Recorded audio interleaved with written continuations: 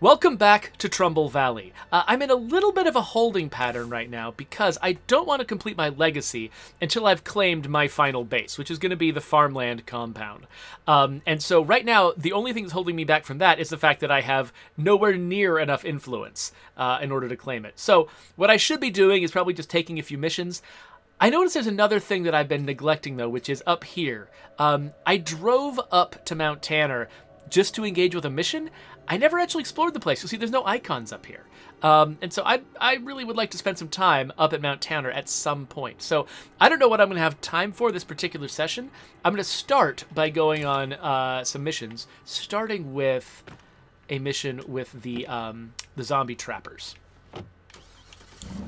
Assuming I can remind myself how to get there. They are settled at the one base I'm not going to settle at this particular time through, which is the Tranquility Factory. Oh, nope, that is a narrow area you do not want to drive through. Let's try going this way instead.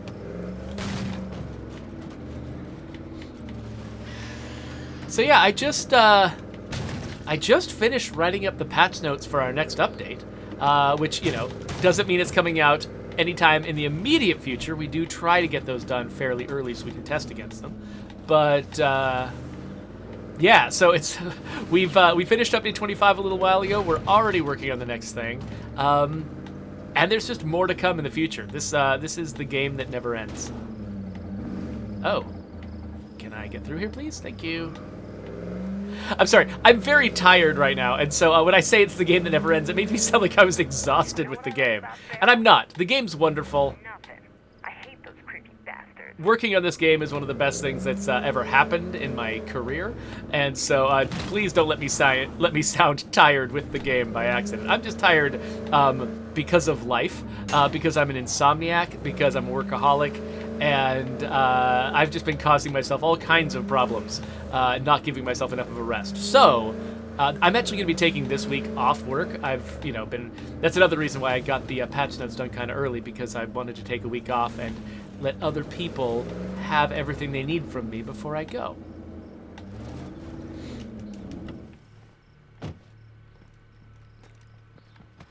So, Cogs is wondering, how is the work on the office going? I'm assuming you're talking about our physical office that we used to work at, that we're having to expand because there's just way more of us now. Oh, why is this zombie here? That's weird.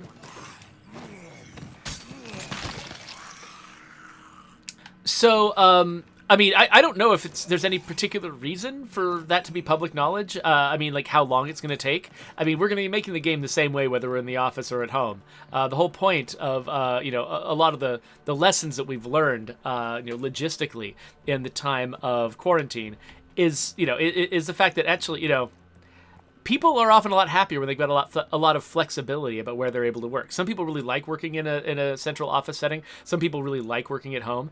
And being flexible about it is probably one of the smartest things a company can do at this stage. And so we're going to try to be flexible about it. And so I'm hoping that it's not really going to make a difference to how the game is developed. Hello, my friend. Okay, so they want me to shoot the legs off zombies. I am on board. Stroke of good fortune. So I deliberately chose a character who had the sharpshooting skill and a high caliber rifle. So I'm going to be running out here, and this should be pretty easy. I wonder if they'll count it.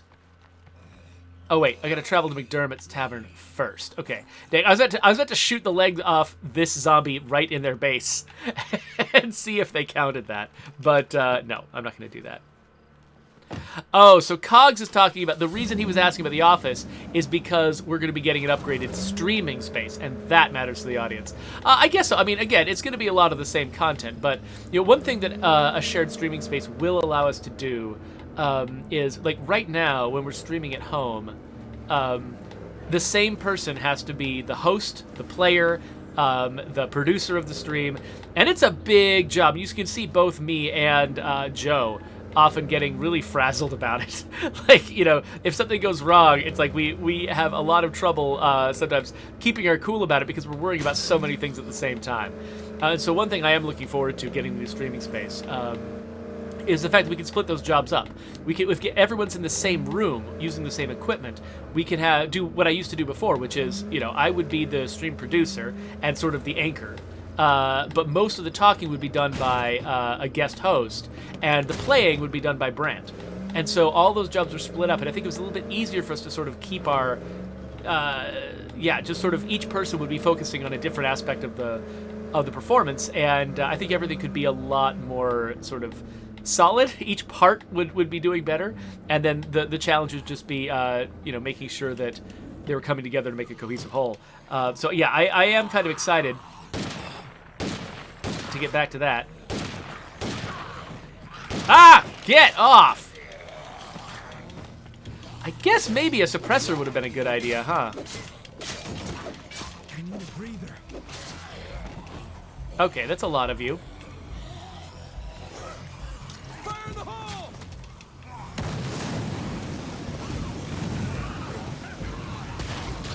Let's just try this again from scratch. I need to finish that one. I wonder if there's like a safe place I can stand. Aha! What's this? Get off me. Now the question is, while I'm up here, can I get an angle on their legs?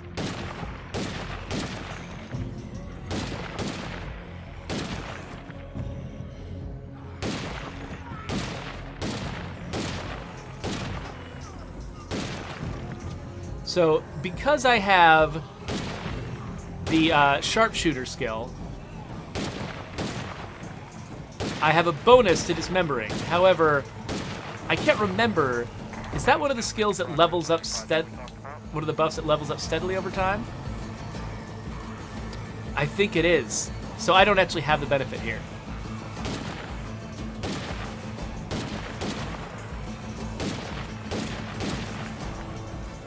Oh, wait a minute. What am I doing? I just started shooting them the moment I got nearby. I didn't actually trigger... This is my last mag. Oh, that was idiotic. I didn't actually trigger that phase of the mission. That's a little questionable. I had to get this close. It just feels weird to shoot at him and not kill him. Yeah, okay. So I feel like having to enter the site is a weird decision. I think let me take a note real quick. Legs off, zombies. I think that we should have a wider volume for getting there. Yeah, because that was silly. I came here and I just started shooting legs off zombies because I knew that was what I was there to do. Wasn't even paying attention to the HUD, telling me that it was not time yet.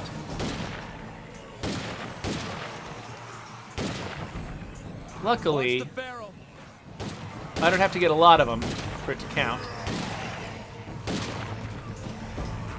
So I'm hoping that if I disable enough zombies, like the spawn limits will keep new zombies from showing up.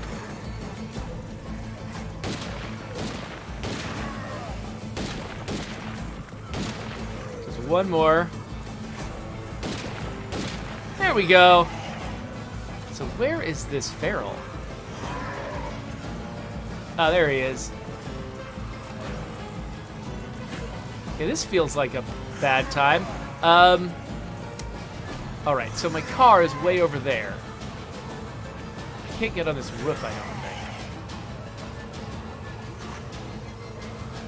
think. Oh, you know what? No, I think you probably are right. I'm betting that the heavier crossbows probably do have a pretty high dismember because they're meant to feel really weighty when they hit people.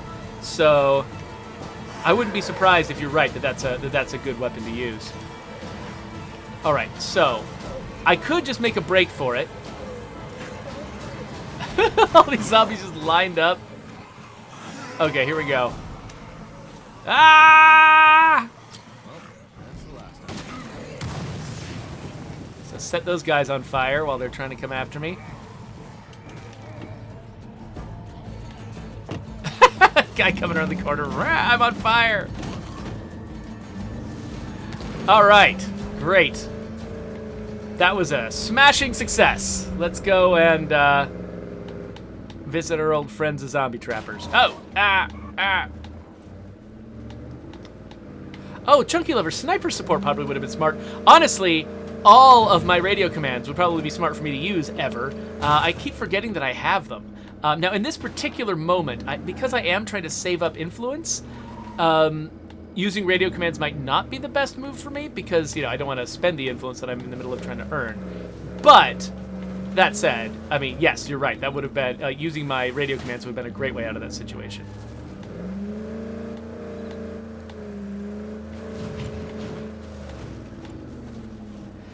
So that's actually been a problem throughout the life of State of Decay, at least for me as a player. Like, I can unlock a ton of really useful radio commands and just completely forget that I have them. Because, they're kind of hidden in the UI, right? Like, you have to, go... There's other parts of the UI that are more important, that you use more frequently. So we end up hiding the radio commands pretty deep and don't really give you a lot of incentives to use them instead of other methods.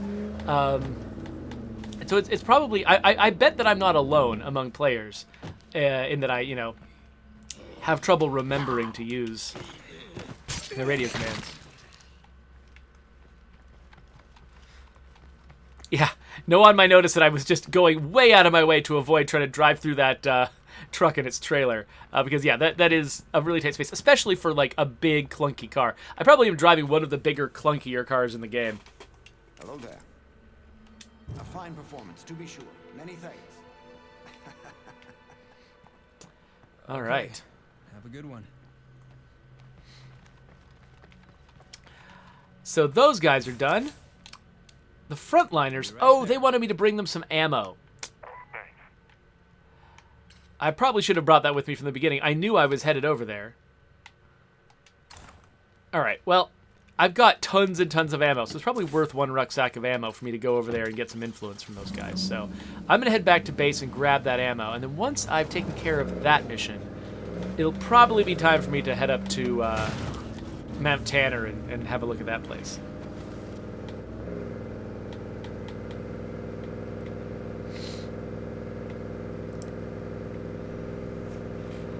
Yeah, Cogs points out that that there's a lot of people who like that the one of the more useful radio commands is the one that calls out for specific resources. Like if you're kind of staring at your map and you're like, I don't know where to get some ammo. It looks like everything's taken.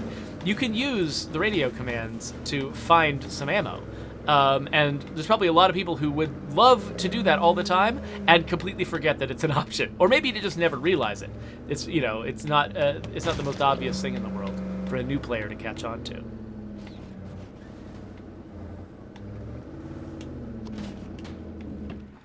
All right, so I'm gonna go in here, grab a rucksack. I think I'll also grab. Wait, is this the way to go?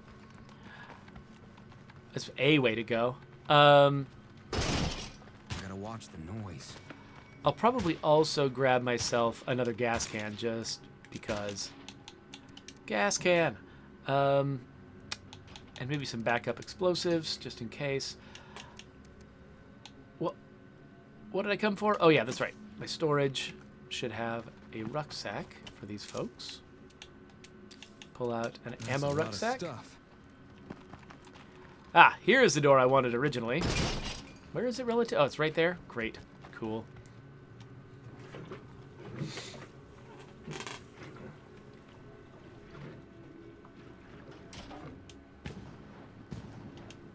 I guess I'm going straight there, so we'll just keep it on my back.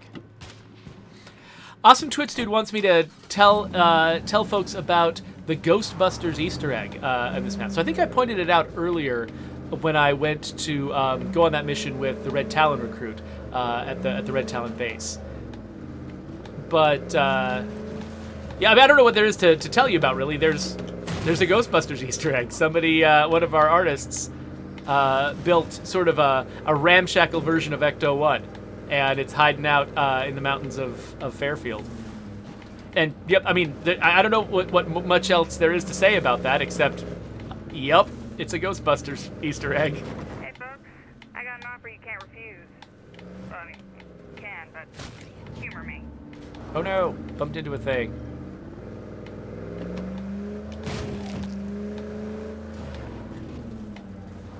So, yeah, if you want to see Ecto-1, just settle at the Red Talon base, the Red Talon Daybreak Fob, which is up here.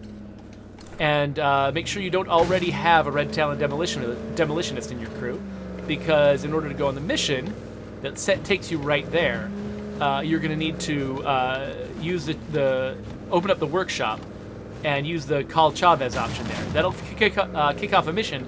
They'll send you to sort of a secret stash that's nestled into the rocks in that area. And in that area, you can see the sort of funny version of Ecto-1 that apparently some survivor put together because they wanted to be a Ghostbuster. Please, come on in.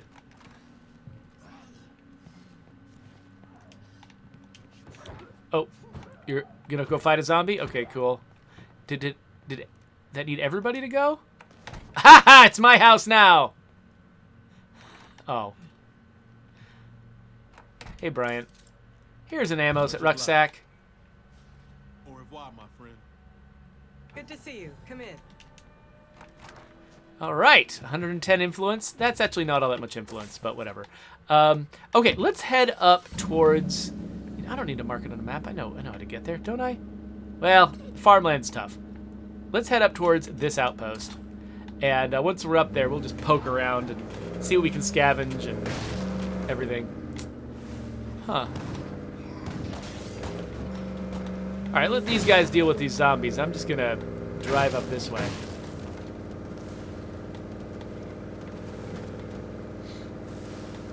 So Awesome Twitch Dude wants to know, are there weird logistics to adding little references like that? So I think, you know, there are cases where we've had an idea for an Easter egg and then avoided it because we were worried about legal implications.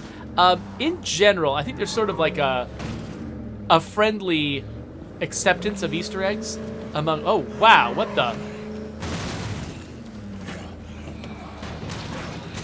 Oh, gosh, no, get off. Dang it. Okay, there we go. Sorry, I just couldn't leave that... I couldn't leave that horde just sitting there being that huge. So yeah, I think there is a little bit of a sort of a tacit agreement amongst content creators of various shapes and sizes that making a little reference to somebody else only helps them. There's no downside for somebody having, you know, a piece of media that's so popular that people really enjoy seeing, you know, oblique references to it in other media. Like that's good, and so people generally accept it, and you know, like sort of fun little satirical references to things are generally, I think, considered not a violation of trademark or copyright. And I think they would stand up in court, though I'm not a lawyer, so don't take that, you know, to the bank. But I think there's enough wiggle room in the law that like, you know, if somebody is really committed to defending their brand and, you know, and accusing everyone of plagiarism, they can cause a lot of headaches for you. And so, for instance, I think there was we had a couple of ideas for achievement names that would have been you know, references to like a particular band from the 80s and 90s, and we decided to change their names. Change the names of those achievements so that we would not be making references to those bands because we knew they were famously litigious. We didn't want to just stand right in front of the barrel of a even if it was a frivolous lawsuit in our estimation, why put yourself through that hassle? So I think you can even, if you go through our achievement art, you might notice some achievement art that looks like it was made for an achievement with a different name. And that name would have been a reference to a certain band from the 80s and 90s.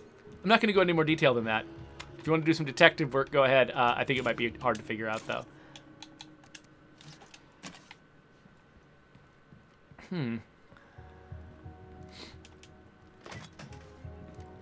Oh, so I was actually, Mr. Bulldops, I was trying to remember exactly where that place was. That's one of the reasons I'm heading up here to TANNER. It's because I realized that I hadn't really poked around and explored very much, and I wanted to. But yeah, so Mr. Bulldops says, first off, I'd like to say a big thank you to you and all of the Undead Labs team for the continued support of State of Decay 2. You're welcome. We love doing it. Looking forward to future updates. Around TANNER, there's a hidden camp with body parts hanging all about. With the people that live there either Zed hunters or cannibals. You know what? I don't have a solid answer for you there. Most of our environmental storytelling is managed completely by the artists. Like, I don't go in there and say, well, we need to have this thing here and that thing there. I don't have much to do with it at all. As they're building this place out, they figure out what they want to, how they want to tell those little environmental stories. So I don't know for certain whether, I assume that Doug probably put that together, though who knows, there's a couple other artists it could have been. I don't know exactly whether Doug was imagining that those dangling body parts were food, if they were, to scare off other humans, if they were zombie trophies. It's hard to tell the difference between a zombie corpse and a human corpse unless the zombie's really far gone. So I really couldn't tell you one way or another what's going on there. And I actually also don't remember exactly where that place is, or I would go and look at it with you folks. Like, I'm going to go and explore around. I can't actually promise you that I'll be able to find any of the interesting places I have in mind. Cog suggests that maybe they were tattoo artists and they just needed a place to practice. I mean, that's as good an explanation as any. Looks like I'm safe for now. Not much time before they get here. All right. Oh, this is the one I'm missing. We're done here.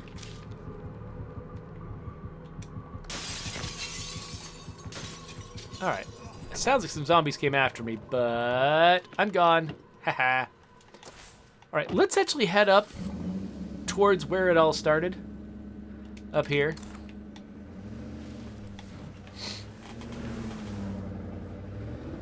Ugh, yeah, I've been getting a little bit worried that maybe I'm not as good at this game as I thought I was, because I don't know if you all saw the official State of Decay 2 stream this week, but I managed to get an entire community killed. Not an entire community, everyone except for one last surviving person killed this past time, which was hilarious to me. I was sitting there just trying to demonstrate some guns, and so I switched over to Nightmare so a lot of zombies would spawn, and I could, oh no, and I could easily sort of test the guns out on them.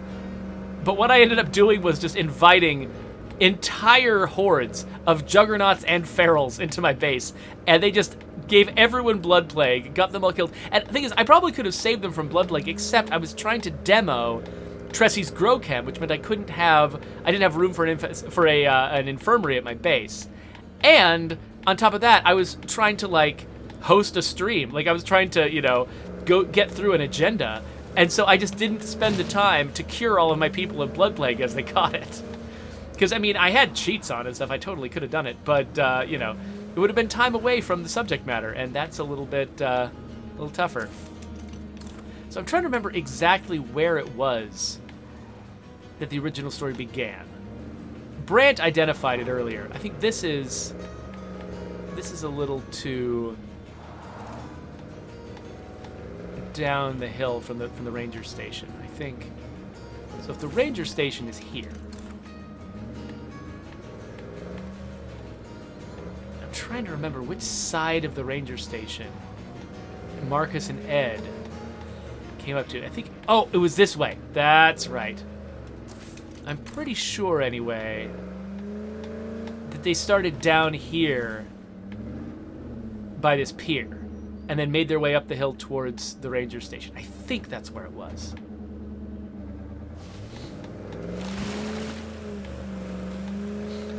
Oh, interesting. J.W. Dillinger says that apparently Isby and Ray... Okay, so J.W. Dillinger quit playing in Trumbull Valley and then came back with the story halfway done. And they said that apparently Isby and Ray kept their progress, but Mickey and Tressie repeated it. That's interesting. No, they're all supposed to remember their progress. That's fascinating that they repeated. So you had you played all the way through all of the storylines and then you left and came back and found that some of the storylines repeated and other ones didn't?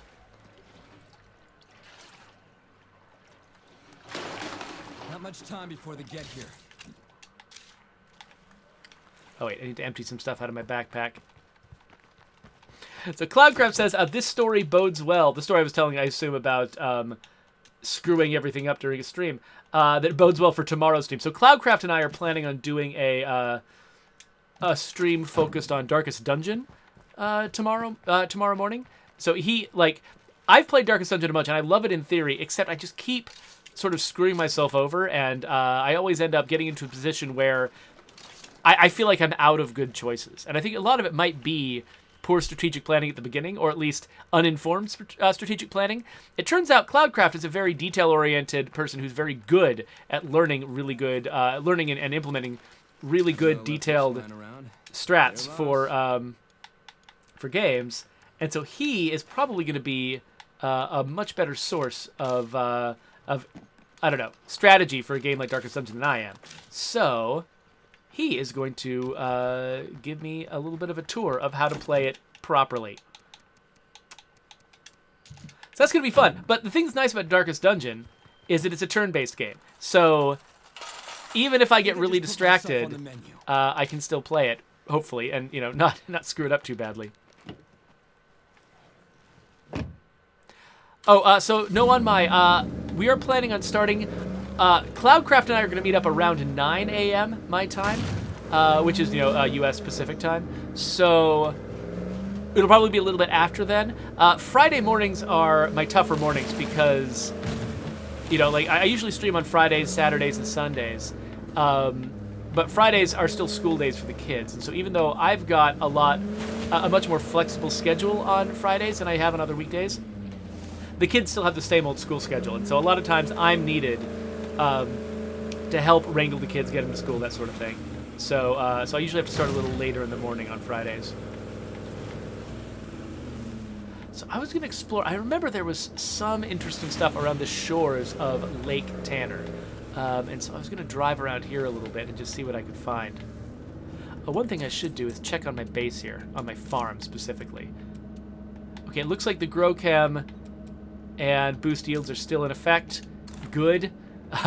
My base, my community is quite large and they're really difficult to feed.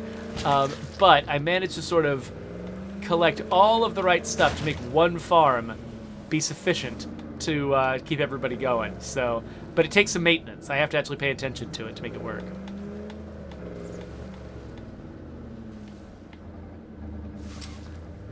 So yeah, a map this size is no small feat to maintain. It's like, we definitely know like where the big points of interest are, right? It's like the parts of the map that players can spend the most time in are the ones that have lots of really dense sites, because that's where where all of your missions spawn. That's where you need to go in order to gather resources, that sort of thing.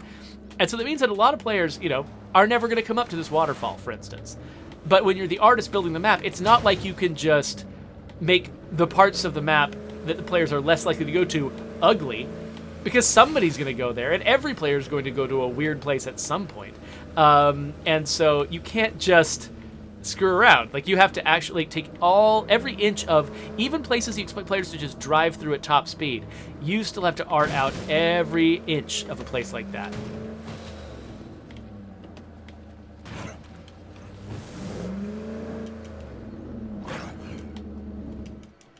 Please don't take my door off. You did. You bad feral. I guess you're good at being a feral. Okay, so because a feral ripped this door off, there's a decent chance that this car is now ready to fly across the world. So while we were investigating the potential causes of our, issue with vehicles, when you repair them, it's sometimes just flying off into space, or like drifting across the land on a journey of their own.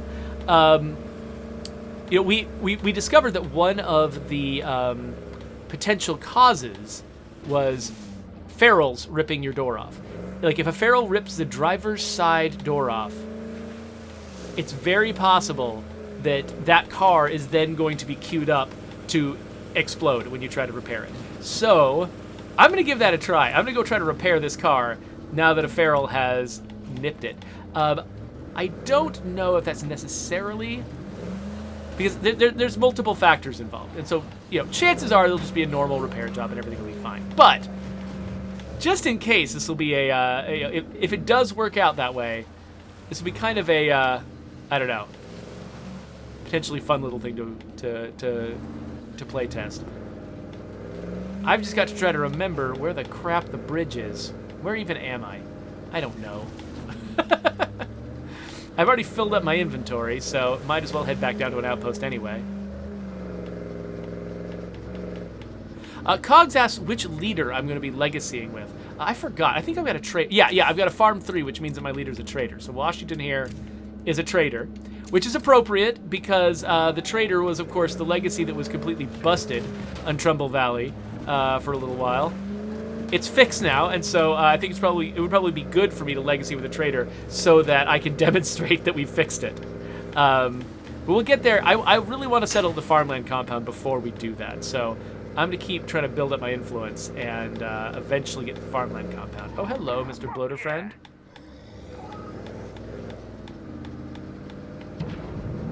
There went the bloater. You can hear him behind me.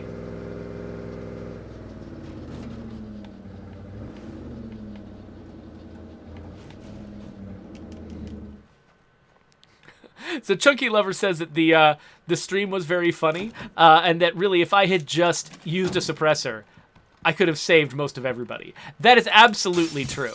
It was my own lack of preparation that got us into that situation.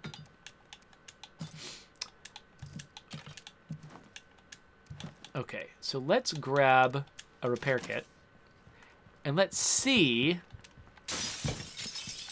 what happens. Again, chances are it'll just be normal, but just in case we can get a nice video of a car flying away. Ah, dang it! I'm kind of disappointed.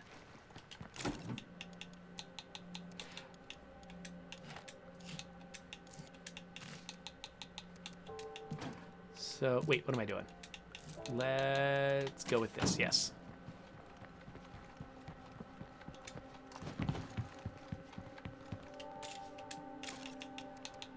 Okay, so I'll get rid of this, and this, and this, and we'll need that to keep the farm going. All right, cool.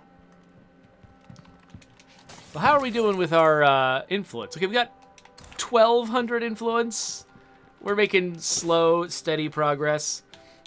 Another survivor activity mission. Why don't we head down there? Thanks. Oh, and it looks like we've got some mean people over here, too. They might be worth a visit. Oh, have I? I'm not sure if I have, if I've raided this place yet. Hello, friends.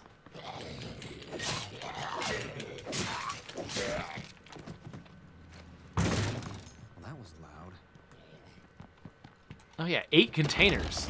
I think I just put myself on the menu. Zombies are like, no, you were always on the menu. Oh, heck.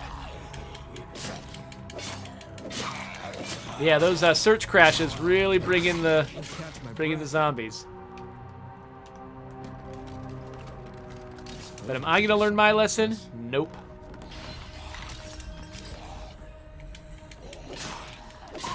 This guy needs fighting experience anyway, so why not? I swear there are rats in the damn walls.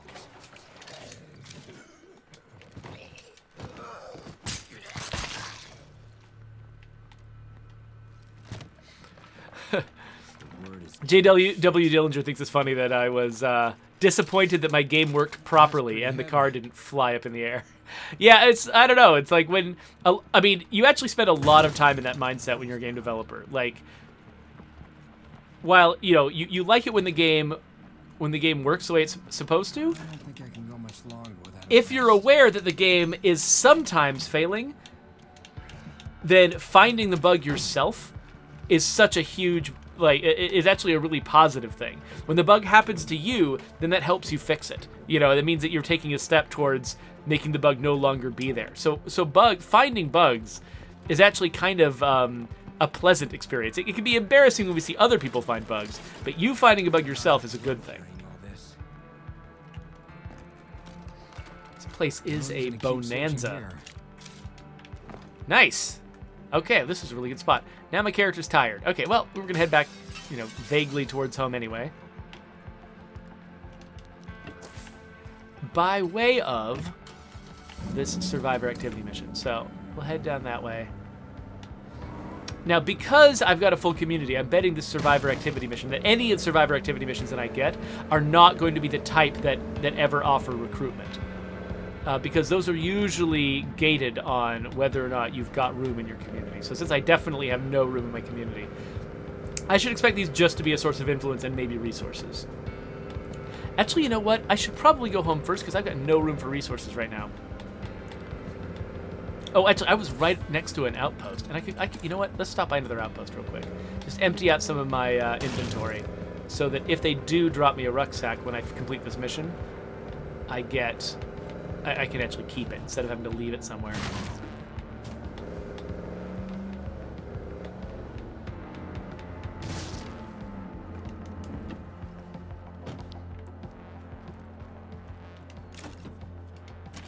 Okay, so interesting. So JW Dillinger, you're saying that Mickey's 2 stash missions completed, like repeated. I mean, are you talking about like an entire mission with Mickey that was kicked off by you finding something in a stash, or are you talking about just the fact that the stashes were there?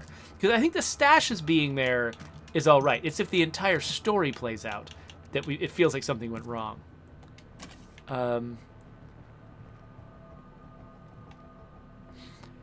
And then you said that all of Tressie's repeated, but in a weird order. She started out giving you the fertilizer and then asked for help in Marshall? Okay, this is all really useful information. So I'm gonna note this stuff down. So Tressie's final mission and then help in town. That's interesting. And then okay. So going to Mickey's house. That actually was one of the missions you went on. Okay, cool. Thank you. I'll report that to the QA team and see if they can replicate what you saw, because that does seem like things aren't working the way we intended them to. Which, you know, that it seems like there are probably worse things than the exact thing that happened to you in that particular case. But wait, did I actually get everything out of the trunk? Oh, no, I didn't. So it would be easy to dismiss that, but the fact that it's not working the way that we intended means that there might be even more broken aspects to this that we'll need to fix. So we'll definitely need to look into it. So thank you for reporting it, and also not just reporting it, but reporting it so thoroughly. Like having a lot of detailed information is really, really helpful for cases like this. So Quantum Priest says, "Oh, hey, nice bookshelf. What kinds of books do you like?" There's an interesting question. So I've always considered myself from a young age to be a science fiction fan, but I've actually done a pretty bad job of sort of reading the science fiction canon. As a kid, I read Asimov's robot novels. I read the first Foundation book. So I'm actually really excited about the new Foundation series, though I've forgotten almost everything about Foundation, so I'll be discovering it fresh. And I imagine they probably had to make a lot of changes. That's a very old series of books, with, probably not up to sort of modern expectations of science fiction storytelling, even though they were, formative classics for the genre. I think they would be written very differently today. And so I imagine that the show probably has to do, and also just to make it work with actors, since it's a story that spans thousands of years, they probably needed to, make some changes to how it works. But all that said, okay, yeah, that's right. I do have space in my inventory. So yeah, so I like that stuff. I read Frederick Pohl's Gateway. I read Ringworld. Stuff like that were among my favorites. As an adult, I've kind of continued that. The Expanse is currently my favorite series of books. It's freaking amazing. Oh, that's why that new red team showed up. It's because I need to go and murder them. All of them. Is this person going to come with me? Okay, great.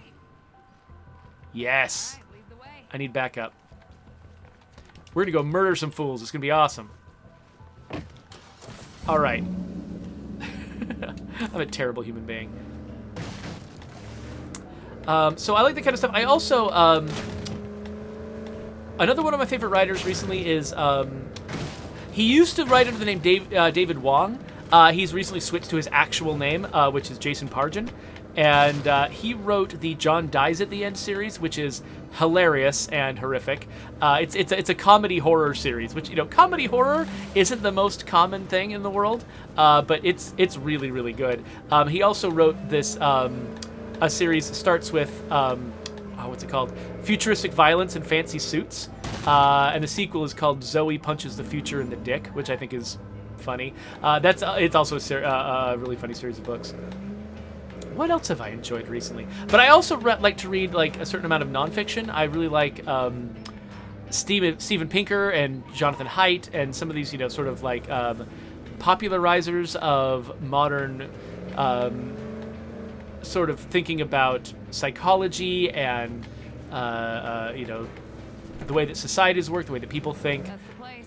I find that kind of thing fascinating, in part because, you know, as a game developer, Time for you to go straight to hell. I've got to think about how people think all the time, you know, and that stuff ends up being really relevant to my job. In your eyes, here they come. Game design really is quite a bit about psychology. These guys aren't going to come out. Oh, yes, they are. Ha ha! Fire in the hole! Get ready. Horde incoming. What? Oh, what the heck? I did not ask for this.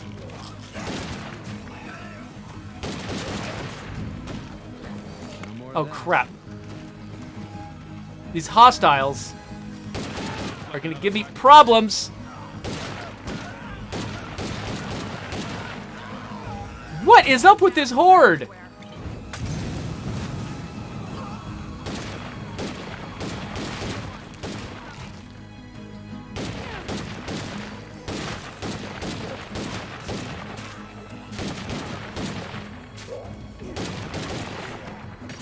goes my last shot. Okay, we got him. Oh! I wish I could kill them all again. We're done here. Why am I so bad at shooting?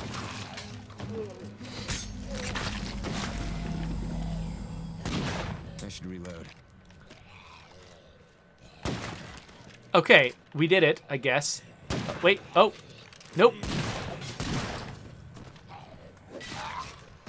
I guess shooting these really loud guns is, attracting some neighbors. Thank you. Catch you later. Oh, an advanced choke. Nice. What do you all have? Some stuff. Hunter's Bolt Scout. Ah!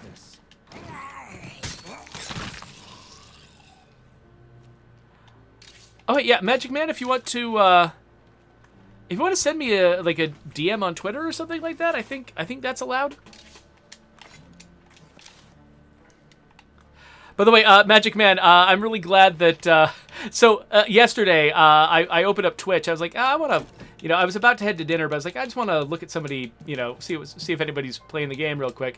And I found that Magic Man, it reported that Magic Man was watching a State of Decay streamer, so I popped into that stream and chatted with that guy. It didn't reveal that I was on the development team.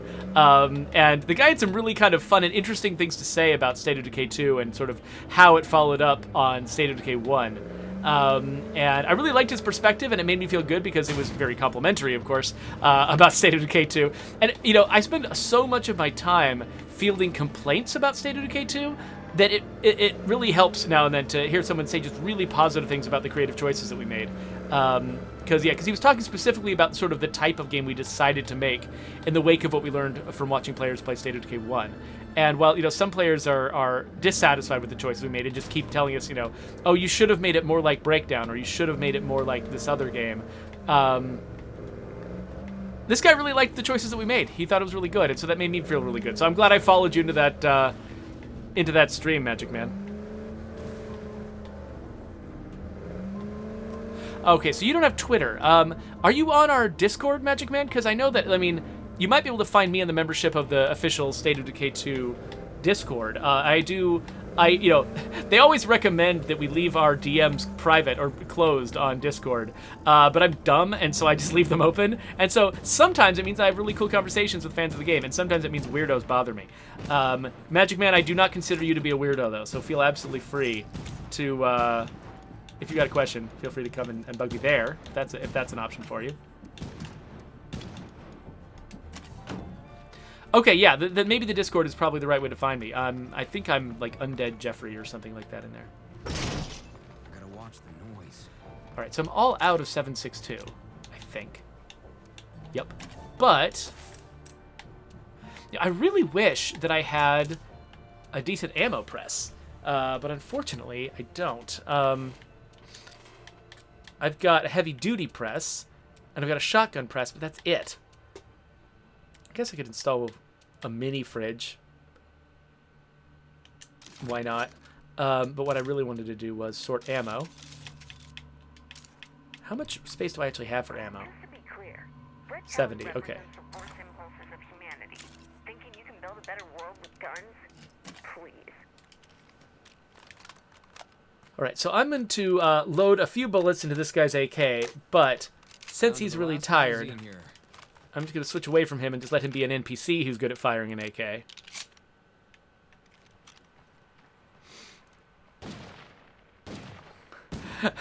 Yeah, Cogs. Yeah, I know. Sunny Games wants to know lots of things about the future of State of Decay. He's constantly looking for leaks, and every time he says it, he's got a quote from a developer or something about a leak. I'm like, oh no, did I accidentally say something? And then Sunny is going to turn into a whole video, and I'm like, and I start freaking out. But then it's usually pretty tame, actually. He doesn't. So far he has not gotten me in trouble, and I appreciate that. Yeah, it is kind of fun. Sunny has been looking at like data mined stuff and trying to figure out what it means, and a lot of it doesn't mean anything at all. I mean, when you're data mining a game, a lot of what you're going to find, sometimes you're going to find like super secret, awesome stuff.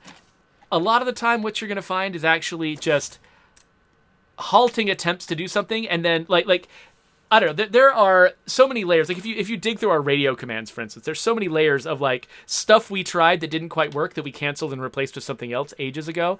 So if you data mine that stuff, you're going to find, a bunch of things that we never implemented or never completed.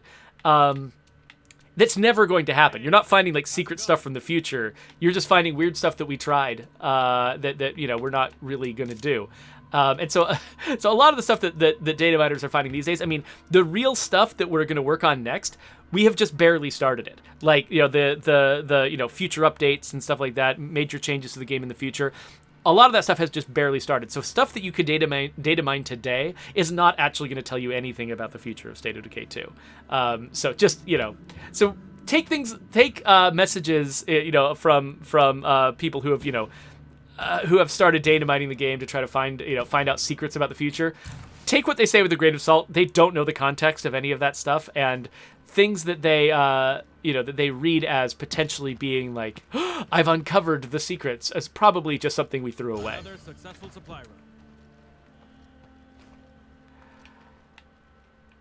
All right. Well, I think that was a session.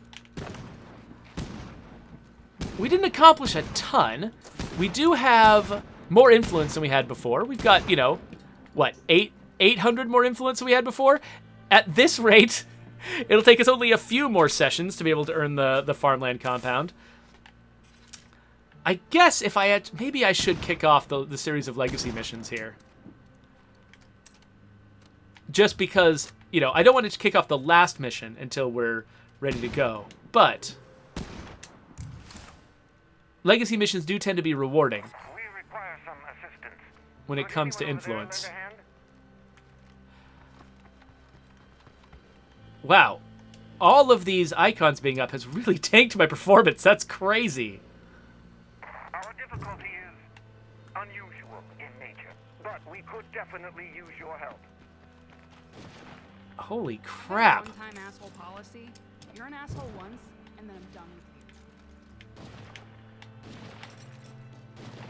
you. Okay, I'm going to have to make a note of this. Hey, Nate.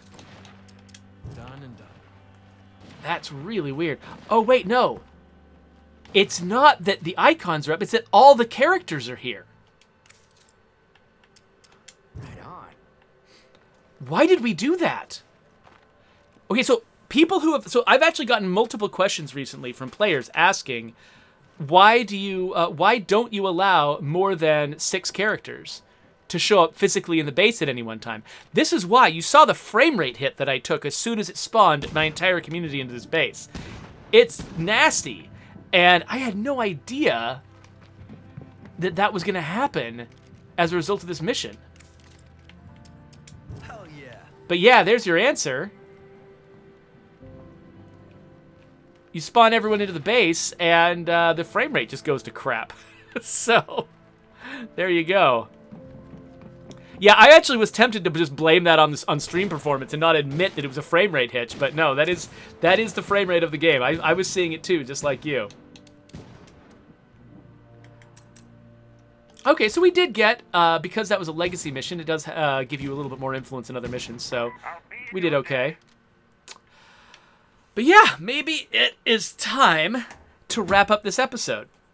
It's only 4 o'clock, so we could actually continue. Yeah, maybe we'll continue streaming. Those of you who are watching me live, I think we'll continue streaming. But for those of you who are watching me later on YouTube, it's time to wrap it up. So if you want to subscribe to my channel, see more videos like this, you can click that button. I'll put links to my other videos over here, and the next State of Decay 2 video, which I'm going to make right now, is going to go in that slot. So there you go. That's where you click.